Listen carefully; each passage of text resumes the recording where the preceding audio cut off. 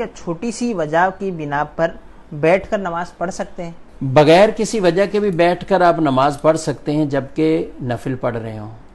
فرض کی بات ہے تو فرض کے لیے بغیر کسی وجہ کے قیام ہرگز نہیں چھوڑا جا سکتا. یاد رکھیں کہ قیام فرض ہے.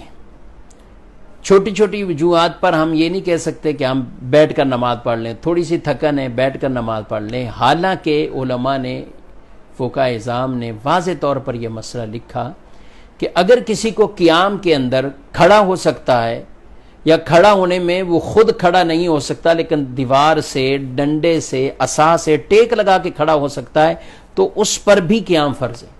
وہ کھڑا ہو کر ہی، یعنی فرض نماز پڑھ رہا ہو، وتر پڑھ رہا ہو، سنت فجر پڑھ رہا ہو تو قیام اس پر فرض ہے، اسی طرح وہ نماز پڑھے گا.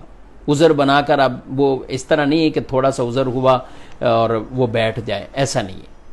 ہاں البتہ جس کے پاس قیام کی طاقت ہی نہیں ہے، کھڑا ہو ہی نہیں سکتا ہے کسی طرح، یا اس کو ناقابل برداشت تکلیف ہے، کچھ اس طرح کا معاملہ ہے، تو دوسرا آپشن شریعت کا یہ ہے کہ زمین پر بیٹھ جائے، زمین پر بیٹھ کر نماز پڑھے. سجدہ کر سکتا ہے زمین پر تو یہ باقاعدہ زمین پر بیٹھے، کیونکہ قیام کا عذر اس کے لیے ہوا ہے نا. اب تو سجدے کے لیے تو ابھی اس کے لیے کوئی معافی والی صورت نہیں کہ سجدہ بھی اس پہ معاف ہو گیا، نہیں. تو اب ایسے لوگ بھی آ کر کرسی پر بیٹھتے ہیں اور بڑے طریقے سے کرسی پہ نماز پڑھتے ہیں، چلے جاتے ہیں، تو یہ اپنی نمازوں کو ضائع کر رہے ہوتے ہیں.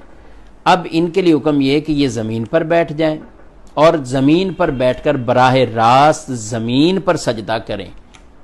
اچھا، کچھ ایسے ہوں گے جن کو بیٹھنے سے، یعنی وہ زمین پر سجدہ نہیں کر سکتے، تو اب شریعت ان کو یہ کہتی ہے کہ زمین پر اگر بیٹھ کر براہ راست زمین پر اگر وہ سجدہ نہیں کر پا رہے، اتنی طاقت نہیں ہے، ان کی کمر میں کوئی ایسا شدید مسئلہ ہے، تو ایسی صورتحال میں زمین سے اونچی کچھ چیز اگر وہ رکھ کر، تقریباً جسے 9 انچ بیان کیا گیا، اتنی اونچی بالفرض کوئی چیز رکھ کر اس پر سجدہ ہو سکتا ہے، تو اب بھی لازم ہے کہ وہ اس پر سجدہ کرے.